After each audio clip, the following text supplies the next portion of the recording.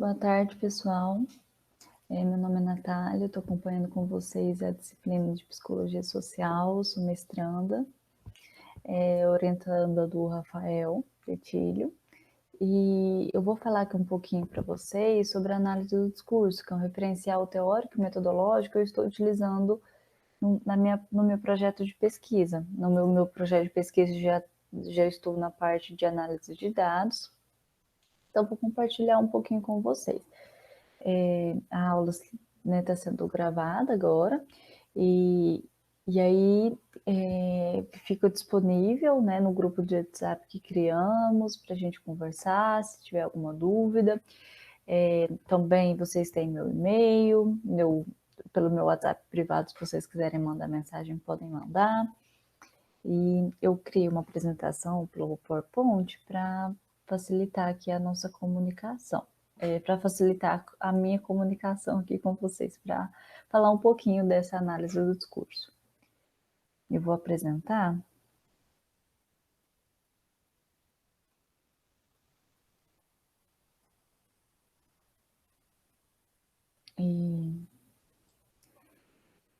Então, a análise do discurso, ele é um referencial teórico-metodológico. O Rafael já fez uma aula, né? Na aula passada, ele vem falando como que surgiu a análise do discurso, quais são as influências. Então, ela nasce do campo do marxismo, da psicanálise e da linguística. Essa análise do discurso, né? Existem várias, né? Essa que a gente vai falar aqui hoje, a gente vai trabalhar, é a análise do discurso desenvolvida pelo Michel Pechet, e depois tem a Orlandi, que é uma pesquisadora aqui do Brasil que vai falar bastante dessa análise do discurso que é desenvolvida pelo Pechet, e ela vai falar um pouquinho para a gente também. Então, começamos a falar sobre o discurso. O que é o discurso, né? O discurso é a palavra em movimento. E o sentido desse discurso, ele é dimensionado no tempo e espaço, ou seja, sempre vai depender de um contexto sócio-histórico. E a linguagem, a análise do discurso vai dizer que a linguagem não é transparente, ela é opaca, ela não tem essa ingenuidade do que a pessoa está dizendo exatamente o que ela está dizendo, que ela tem o controle sobre isso, né? A análise do discurso vai trazer esquecimentos, né, da própria linguagem. Então, quando é falado, a gente não sabe exatamente qual que é o sentido desse discurso, né? Só de olhar uma vez para aquela frase. Então, na análise do discurso é considerada a história e os processos de produção do discurso, a partir de sentidos já dados, né? Tem um conceito da análise do discurso que chama memória discursiva ou interdiscurso, né? Que é tudo que já foi dito em algum lugar do mundo, né? Então, tudo que já foi dito significa e dá sentido às nossas palavras, ao nosso dizer. Então, o nosso dizer ele só tem sentido porque já faz sentido. É interessante, né? Eu vou falar aqui para vocês que às vezes a análise do discurso é muito complicada, pelo menos assim a minha visão quando eu fui começar, eu conheci a análise do discurso no mestrado, também não conhecia, então é algo, né, relativamente novo. Estou já 1 ano e meio no mestrado, e geralmente é confundida com a análise do conteúdo, né, e que é totalmente diferente. A análise do discurso, ela vem justamente fazendo algumas críticas à análise do conteúdo, porque a análise do conteúdo, ela vai tentar trazer os sentidos por detrás do conteúdo, né, a partir do conteúdo, né, e utilizando um outro referencial teórico, né? Então, por exemplo, você usa análise do conteúdo, por exemplo, utilizando que a análise do conteúdo, ela é um referencial metodológico de organização de dados. E aí você vai precisar de um outro referencial teórico, psicanálise, TCC ou qualquer outro, para analisar os dados. A análise do discurso não, porque a própria metodologia já implica em aplicar e trabalhar com os conceitos da própria teoria da análise do discurso. E é interessante também como a análise do discurso, às vezes muitos conceitos dependem de outro.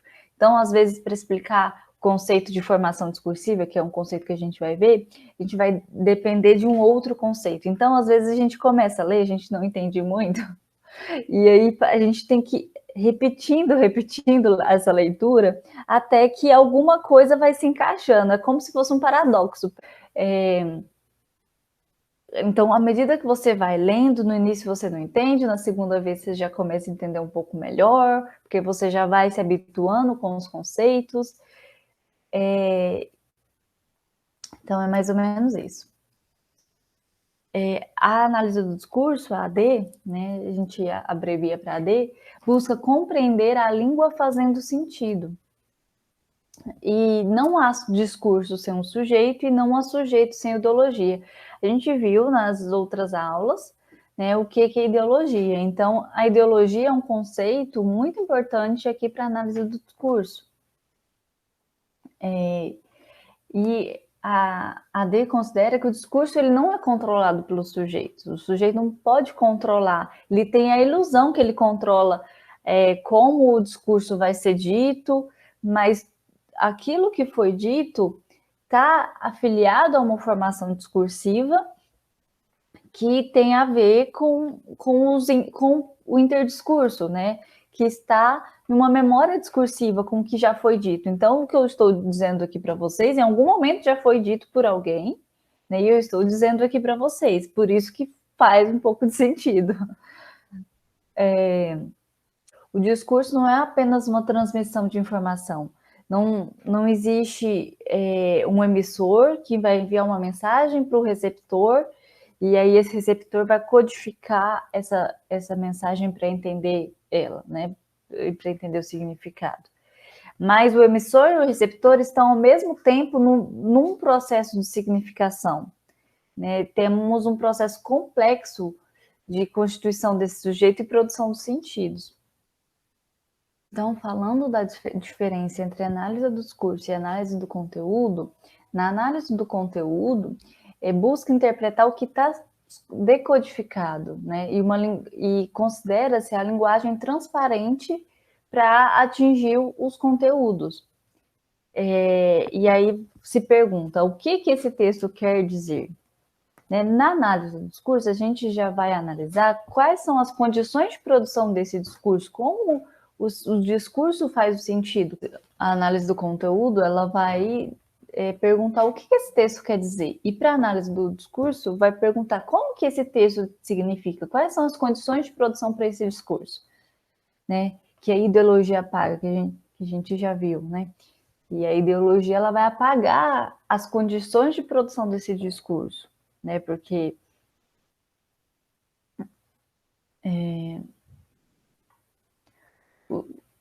os dizeres não são mensagens decodificadas, são efeitos de sentidos que são produzidos em condições determinadas. E essas condições determinadas são as formações discursivas, FDs, as FIs, que são as formações ideológicas, as formações FIM, que é as formações imaginárias, que são conceitos que a gente vai ver. Então, esses sentidos, né, que é dito, desse discurso, tem a ver com o que é dito e não dito em outros lugares, né, com a memória discursiva, né, que a gente falou um pouquinho. E o dizer, ele não é propriedade particular de quem diz, né? As palavras não são só nossas, né? Porque, como eu disse, para a gente falar qualquer coisa, as palavras já têm que ter sentido. Então, quando a gente nasce, a gente já entra, nesse processo discursivo. O processo discursivo já está aí, a gente entra nele. Então, para a gente fazer parte, a gente não é a origem dos nossos dizeres, né? Que tem a ver também com um dos esquecimentos que a gente vai ver. E aí a análise do discurso ela vai analisar os efeitos de sentido entre os interlocutores. E por que interlocutores? Porque não existe um emissor e um receptor. Estão todos no mesmo processo no mesmo processo de significação dos sentidos. Porque o que eu digo vai ser diferente de como eu digo para um público e para outro, né? E como o que eu digo vai ser ouvido, como vai ser entendido, vai ser diferente de um público para outro. Se eu estivesse dando uma aula para o ensino fundamental, as pessoas me ouviriam de uma forma. Estando dando uma aula no curso de graduação, as pessoas estão me ouvindo de outra forma. Eu sendo uma mestranda, as pessoas estão me ouvindo de uma forma. Se eu fosse professora docente concursada, estaria sendo ouvido de outra forma. O sujeito é afetado pelo real da história e da língua, e não tem controle como que essa história e essa língua afeta. E aí é daí que vem, né, a relação com a psicanálise, né, que a gente não é senhor da nossa própria casa, a gente não é senhor da nossa própria língua, do nosso próprio dizer.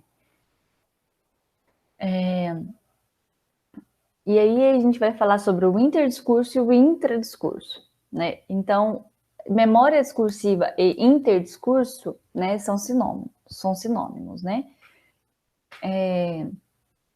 O saber discursivo é a memória discursiva, né, que torna o possível esse dizer, porque ele é pré-construído, né? E nesse pré-construído, eles são incluídos as coisas que foram ditas e as coisas que não foram ditas, as coisas que ficaram implícitas, né, de alguma forma. Então, a memória discursiva ou o interdiscurso é um conjunto de formulações feitas e já esquecidas, porque a ideologia ela paga as condições de produção desse discurso. Então, a gente não lembra que em algum momento isso foi dito. A gente não sabe como que isso afeta, né? Quais são as formações discursivas que vão nos afetar e vai fazer com que a gente diz de determinada forma, como a gente fala de determinada forma.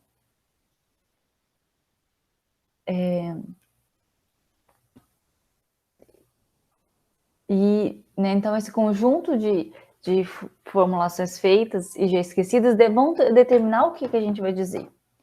Então, para que as minhas palavras façam sentido, é preciso que elas já façam sentido. Então, quando nascemos, os discursos já estão aí nesse processo e nós entramos no processo. E o interdiscurso é o que está sendo falado, né? A materialidade linguística.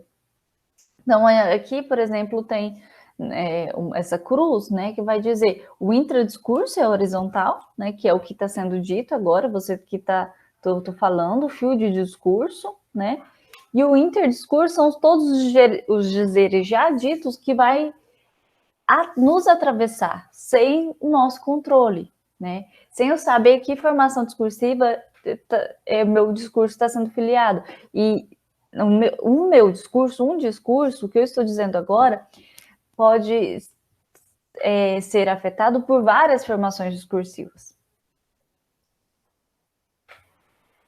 E aí a gente entra em alguns conceitos que são muito importantes para a análise do discurso, que são os esquecimentos. Primeiro a gente fala do esquecimento 2, porque o esquecimento 2, ele é possível de identificar, né? Porque o Piaget, quando ele vai formular o esquecimento 2, quando ele vai pensar no esquecimento 2, ele pensa no pré-consciente lá da psicanálise, né, que são discursos, né, que são elementos que é possível recuperar. É possível recuperar o que está ali. Então, você consegue identificar o esquecimento 2 em um intradiscurso, em uma materialidade linguística, em uma sequência discursiva, que a gente vai falar mais para frente, o que é sequência discursiva. Sequência discursiva, é melhor falar agora. Sequência discursiva é quando você tem uma entrevista e você vai recortar, por exemplo, no meu caso, eu recortei sequências discursivas que são significativas para o meu objetivo, para o que eu estou querendo pesquisar. Mas vai ter diferentes formas de selecionar essas sequências discursivas. Então, eu selecionei sequências discursivas que têm a ver com o meu objetivo de discursos, que vão apontar para determinadas formações discursivas que têm a ver com os meus objetivos. Então, por exemplo, eu selecionei sequências discursivas, recortes das minhas entrevistas, então, que falam sobre ideais de corpo feminino, em que as influenciadoras digitais que eu entrevistei vão falar o que é um corpo perfeito para elas, o que é um ideal de corpo. Então, o esquecimento 2 é quando a gente seleciona sem a nossa percepção, sem a nossa consciência, quais são as palavras que vão ser utilizadas no nosso discurso. E essas palavras, elas têm a ver com uma formação discursiva que nos domina, que afeta o nosso discurso, só que a gente não tem essa percepção. Então, a gente tem a ilusão que a gente controla o discurso, né? Só que o que a gente está fazendo é uma paráfrase. O que é uma paráfrase? Quando paráfrase a gente reescreve alguma frase com o mesmo sentido, mas mudando as palavras. Mas sempre retorna a uma mesma matriz de sentido, sempre ao mesmo dizer, só que com palavras diferentes. E é isso que a gente faz.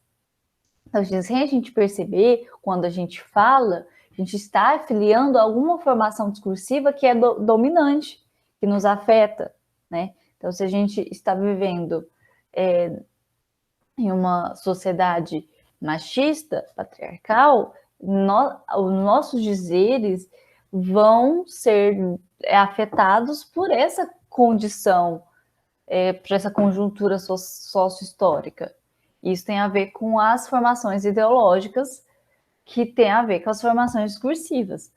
A gente vai poder falar diferentemente, a gente vai poder elaborar um discurso, vai elaborar uma fala, um dizer que não seja machista, quando a gente vai refletir sobre isso, quando a gente vai pensar, não, isso que eu estou dizendo pode ser machista, e em algum momento eu disse isso, ou em algum momento eu pensei isso, e eu não, então vou dizer diferente. Então eu preciso de uma reflexão sobre isso e uma noção de que isso que eu estou dizendo é machista. Então, a paráfrase, que é um conceito também para análise do discurso, que é um conceito que a gente vai analisar as paráfrases dentro do interdiscurso,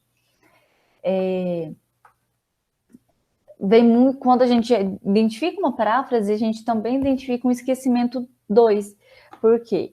Porque o esquecimento 2 é justamente a ilusão que a gente está selecionando essas palavras porque a gente quer, e não porque está filiado a uma formação discursiva. Então, a gente vai pensar no esquecimento 2, por que essas palavras foram ditas desse jeito, por que esse dizer foi dito dessa determinada forma, se ele poderia ser dito de outra. E se ele fosse dito de outra, teria um outro sentido, né? Então, mesmo palavras que são sinônimos, às vezes não são tão sinônimos assim, dependendo do contexto em que se fala. E o esquecimento 1 já é um esquecimento que o Peixe vai pensar no inconsciente e na ideologia, que é um esquecimento ideológico, que a gente não tem como recuperar. No inconsciente, a gente não tem como ter acesso totalmente a ele. A gente vai ver os indícios do inconsciente, a gente não consegue recuperá-lo.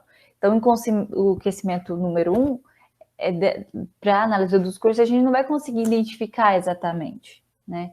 Nessa frase está o esquecimento 1. Porque o esquecimento 2, ele sempre vai encobrir o esquecimento 1. Porque o esquecimento 2 tem a ver com essa ilusão de controle do discurso.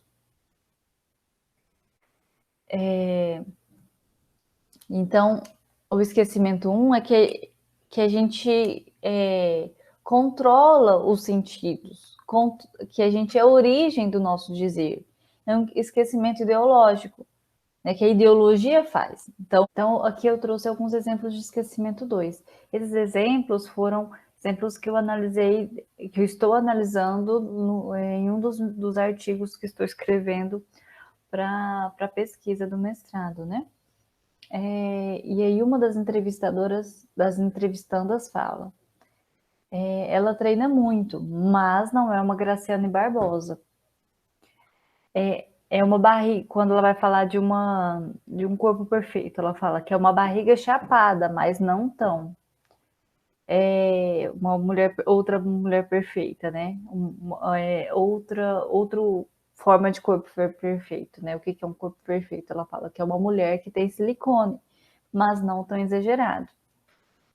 Elas poderiam falar, ela treina muito, e ponto, e continuar falando outras coisas. Ela treina muito, ela tem uma barriga chapada, ela tem isso, ela tem aquilo. Mas não, ela treina muito, mas não é uma Graciane Barbosa. Graciane Barbosa é uma influenciadora digital que tem uns músculos bastante rígidos.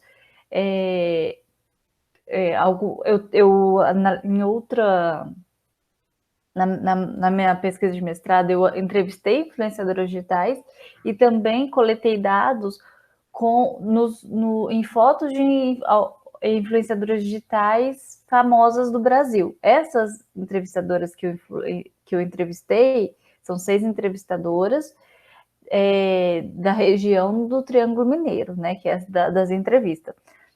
O outro estudo, eu coletei dados de fotos e comentários de algumas influenciadoras digitais famosas, né, as mais famosas do Brasil. E, dentre uma delas, eu coletei dados no perfil da Graciane Barbosa. Há muitos comentários no perfil dela que a imagem dela se assemelha a um corpo masculino, porque é muito musculosa, porque espera-se de um corpo masculino ser bastante musculoso, porque isso representa virilidade, representa né, fortaleza, né, e isso são aspectos esperados, né, para o gênero masculino, dentro da nossa sociedade, dentro da nossa conjuntura social histórica, dentro da nossa formação ideológica. Então exatamente como essas frases foram feitas, diz de um grau de exigência sobre esse um corpo ideal, que ele tem que treinar muito, mas não pode ser tanto. Então, tem que ser uma barriga chapada, mas não tão chapada, não com tantos músculos, né? É uma mulher que tem silicone, mas não pode ser muito exagerado, não pode ter muito. Então, isso diz do grau de exigência. E dessa forma que foi dito, utilizando esse mas, né? É isso, mas não tanto, é isso, mas não tanto, indicam esse sentido e não outro sentido, né? Filiando a essa formação discursiva da exigência sobre um corpo ideal, né? Então, se ele tem que ser, esse corpo ideal é tão exato assim, é muito difícil chegar nele, né? Porque se você treina muito, não tá no corpo. Se você treina pouco, também não tá. Então, como que consegue esse corpo? Uma das entrevistandas, né? Uma das influenciadoras digitais entrevistadas, a mesma que falou, ela treina muito, mas não é uma Graciane Barbosa, ela vai falar, quando vai falar de um corpo, que é um corpo perfeito, ela fala, não vou falar que é um corpo saudável, vou falar que é realmente um corpo bonito, mais definido e tal. Para mim é. Como se esse para mim é, né, tá indicando que ela acredita nisso, né? Como se ela escolhesse livremente o que é um corpo perfeito para ela, e não que estaria filiado, né, o que ela diz não estaria filiado, não teria nada a ver com uma formação discursiva que diz qual que é o ideal de corpo perfeito, né? Então, porque tem uma das formações discursivas analisada nesse estudo é o ideais de corpo perfeito feminino, né? Então, essa formação discursiva dita o que é ou não um corpo perfeito, o que é ou não um corpo bonito. Só que essa frase também, a gente viu então, nesse sentido, que o esquecimento 2 ele está relacionado com uma formação discursiva. Já o esquecimento 2, a gente viu que ele está relacionado com uma formação ideológica, porque ele é um esquecimento ideológico. Então, e as formações discursivas vêm de formações ideológicas. Existem várias formações discursivas em uma determinada formação ideológica.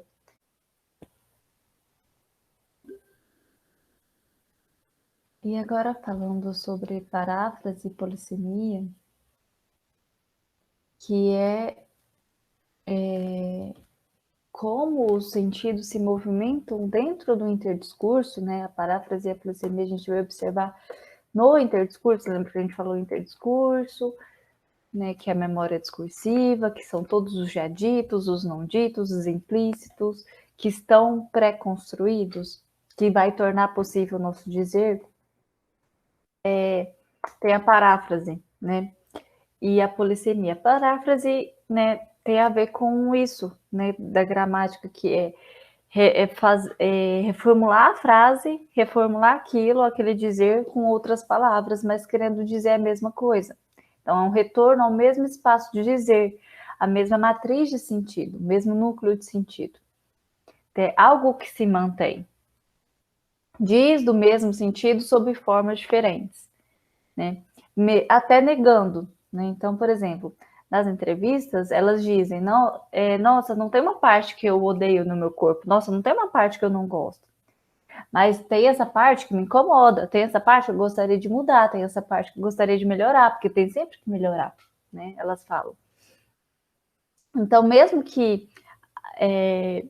elas estão retornando a esse espaço de dizer, elas estão falando desse mesmo núcleo de sentido, que é se você se incomoda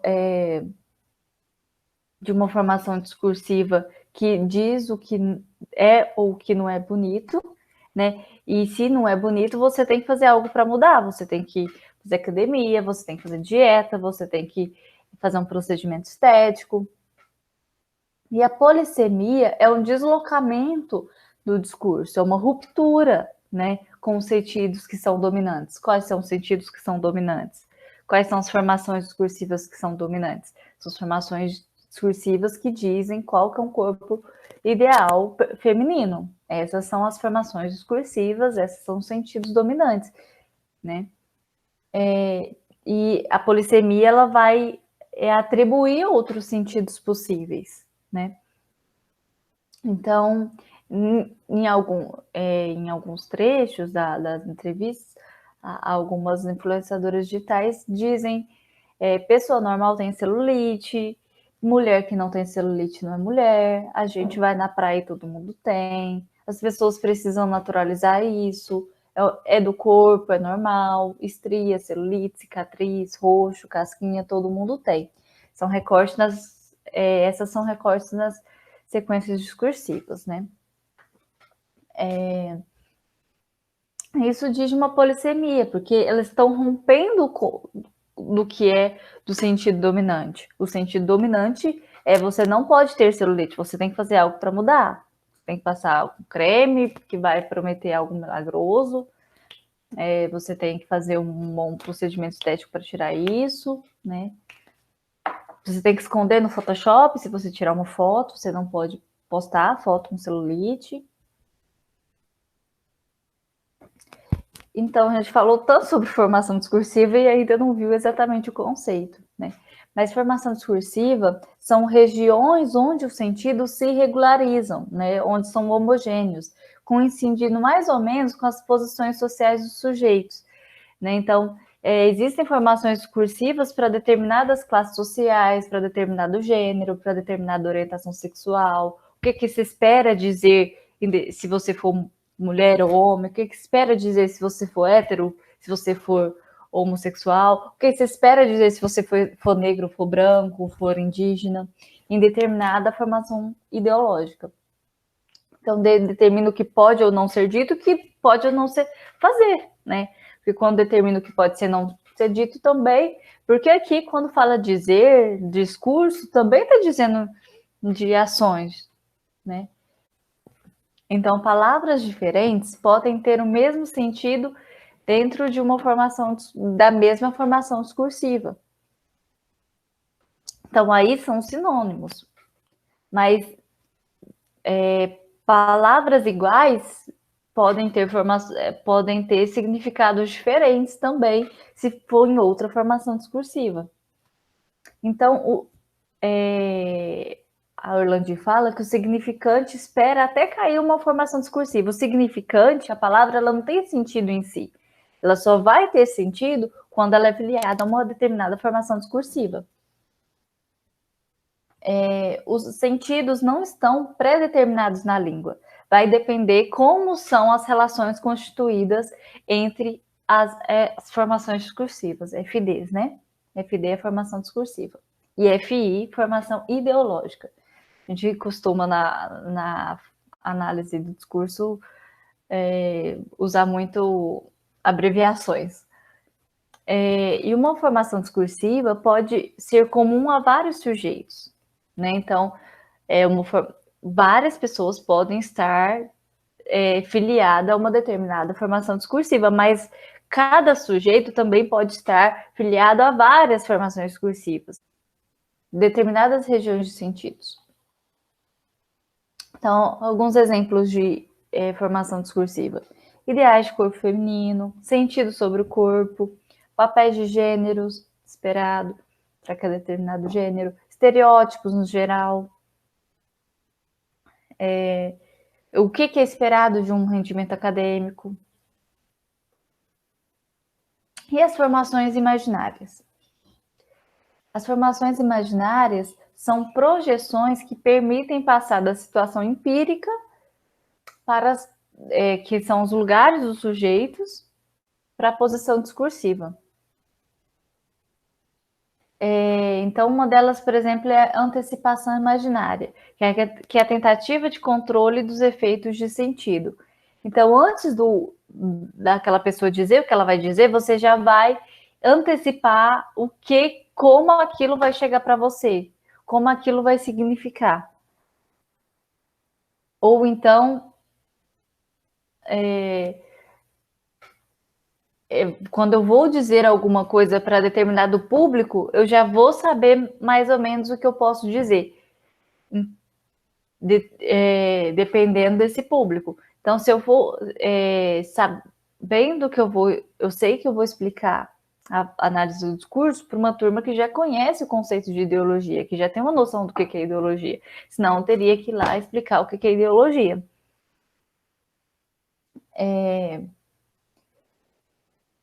Então, isso que vai preceder o processo de argumentação, de justificativa, e a partir de sabendo qual público que eu estou dizendo, que eu vou explicar de uma forma ou de outra.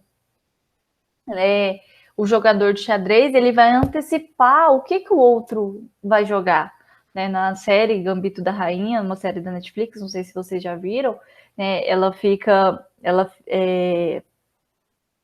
olha alguns jogos, né? O que o zelador lá tá jogando, como ela começa a fazer com que jogar esse jogo novamente na mente dela, né? Para antecipar o que ela pode não jogar, né? Ela vai antecipar o que o outro vai jogar para saber que jogo que ela vai fazer. Isso é antecipação imaginária. Relações de sentido, porque todo discurso remete ao outro, um discurso só vai fazer sentido ligado a um outro sentido. Uma piada só vai fazer sentido porque tem a ver com algo do nosso cotidiano. Né? E uma piada só vai fazer sentido, por exemplo, uma piada sobre, na época lá, quando foi descoberto o coronavírus, o vírus nem estava aqui ainda no Brasil, o pessoal ria falando que o corona não ia chegar aqui, e chegou. Isso só estava fazendo sentido porque estava acontecendo lá, e aqui não, ainda não. Então, para a piada fazer sentido, é preciso que ela já faça sentido, para que o outro possa entender o que essa piada é. E é preciso que esse outro também faça parte dessa formação discursiva. É preciso que ele saiba do que está acontecendo. Então, por isso que piadas e trocadilhos em outras línguas, às vezes não vai ter graça para nós. Às vezes uma piada com um trocadilho com outras línguas não vai fazer sentido para nós. Ou às vezes uma piada num filme legendado, às vezes não vai fazer sentido, porque não tem a ver com nós. A gente não está nessa mesma formação discursiva para a gente entender qual que é o sentido dessa piada. Porque uma piada sempre tem a ver com um contexto sócio-histórico. Ela não surge do nada. Relações de força, que são relações de poder entre os discursos.